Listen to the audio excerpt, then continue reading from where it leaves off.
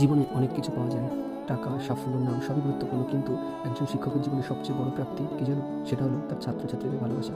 আজ এমন একটা মুহূর্ত হলো যেটা সত্যি ভাষায় প্রকাশ করা কঠিন। আমার ২ ছাত্রী, আজ তারা থার্ড ইয়ারে পড়ছে, কিন্তু একটা সময় ছিল সেকেন্ড ইয়ার পর্যন্ত তারা আমার কাছে পড়তো। তারপর জীবনের ব্যস্ততা, টাইমের অভাব, আমি আর ওদের পড়াতে পারিনি। কিন্তু সম্পর্কটা কি এখানেই শেষ হয়ে গেল? না, একদম না।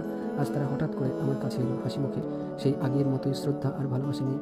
আর হাতে ছিল একটা ছোট্ট গিফট, একটা কফি কাপ।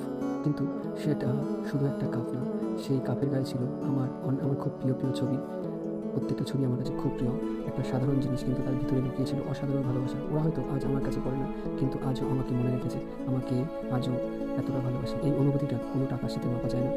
সেদিন আজ বুঝলাম, আমি শুধু পড়াইনি, আমি একটা সম্পর্ক তৈরি করতে পেরেছিলাম ওদের সঙ্গে, যেটা সময়ের সাথে বদলায় না।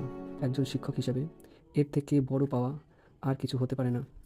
আমার স্বপ্ন ছিল যে আমি একজন স্কুল শিক্ষক হব, বাট হতে পারিনি। কিন্তু হ্যাঁ, হয়তো স্কুলের শিক্ষক হলে আরও অনেক বেশি ছাত্রছাত্রীদের আমি পড়াতে পারতাম, আরও অনেক অনেক। কিন্তু এই জীবনে আর আমার স্কুল শিক্ষক হওয়া হলো না। হয়তো এইভাবেই আমি সময় কাটিয়ে দিতে চাই তোদের, হ্যাঁ, পড়িয়ে যেতে চাই, নিজে শিখতে চাই, তোদের আরও শেখাতে চাই। আমার ভালো লাগে, আমার শিখতে কখনোই না, আমি অনেক অনেক পড়তে ইচ্ছা করে। একটা সময় ছোটোবেলায় পড়াশোনা করতাম না, কিন্তু লাস্ট 7 বছর আমার প্রচুর পড়াশোনা করতে ইচ্ছা করতো। তার কারণটা হচ্ছে তোরা। তোরা বারবার আমাকে বলেছিস যে তুমি বোঝালে আমরা ভালো বুঝি। জানি না আমি আদৌ বোঝাতে পারি কিনা, তবে চেষ্টা করি। আমি অলওয়েজ চেষ্টা। থ্যাংক ইউ সো মাচ, তোমরা আজও আমাকে মনে রেখেছো। আমিও অলওয়েজ তোমাদের খুব খুব মিস করবো।